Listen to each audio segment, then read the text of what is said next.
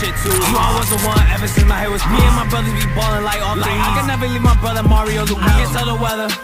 I can feel it in the air, rain coming soon. Talking hot, cool, I'm on by. Nigga, shower on the block, no shampoo. I want you to think for a minute while I paint this picture.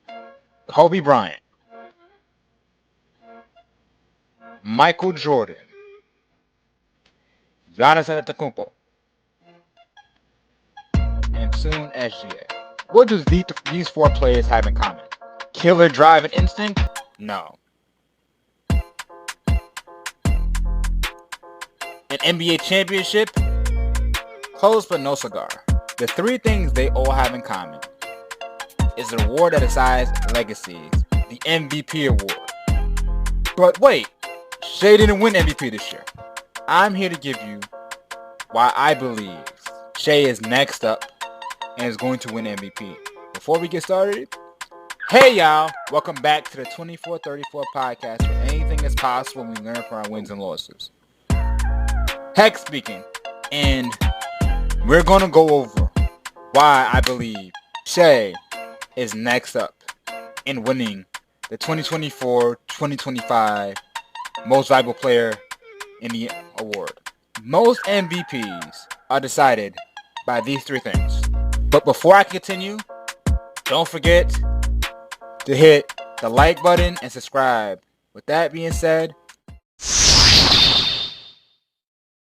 MVPs have these three things in common that go with them. They are stats, wins, and narrative. So let's talk about stats.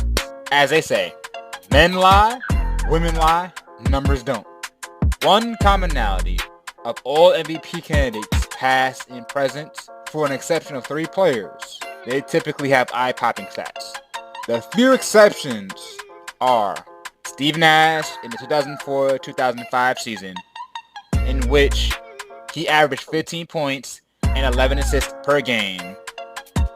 That season, he won it over Shaquille O'Neal, who averaged 23 points per game and 10 rebounds per game, while having 2.3 blocks, and Dirk Nowitzki, who averaged 26 points per game, 10 rebounds per game, 1.2 blocks, and 1.5 steals per game.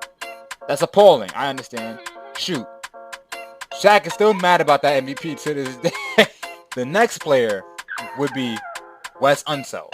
He won MVP in 1968. During that season, he averaged 13 points per game and 18 rebounds per game.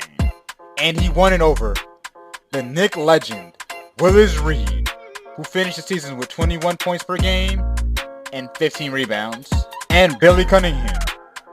Who? Yeah, I don't even know who that is either.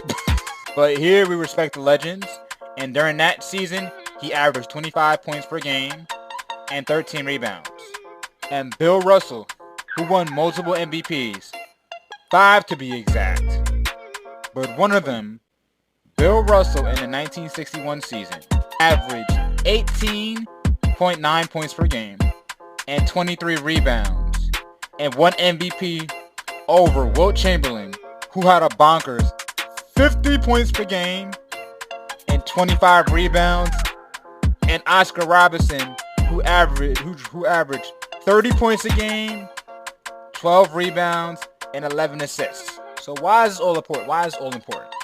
When seasons like that occur, it is due to the fact that they all had these outstanding and astronomical numbers, but they did not matter in the category that is conducive to NBA basketball, wins. Last season, Shai Gilgeous-Alexander averaged 30 points per game, 5 rebounds, and 6 assists. Next year, knowing how he plays, he's going to be averaging anywhere between 27 to 34 points a game. So he's going to have the numbers to win it. Wins. With every season, except the exception of 2, the MVP has gone to a player on a team that's a top 3 seed in the respective conference. The exceptions are Russell Westbrook in his triple-double season, in which he averaged 30, 10, and 10. And that has a lot to do with a combination of this was the first season that he was without Kevin Durant, and the voters felt the allure of the triple-double was more impactful than James Harden, who averaged 29, 11, and 8. And when it came down to it, the MVP was decided over 2 rebounds, which is actually shocking. The other time the MVP went to a top 3 seed team was Nikola Jokic in the 2021 season.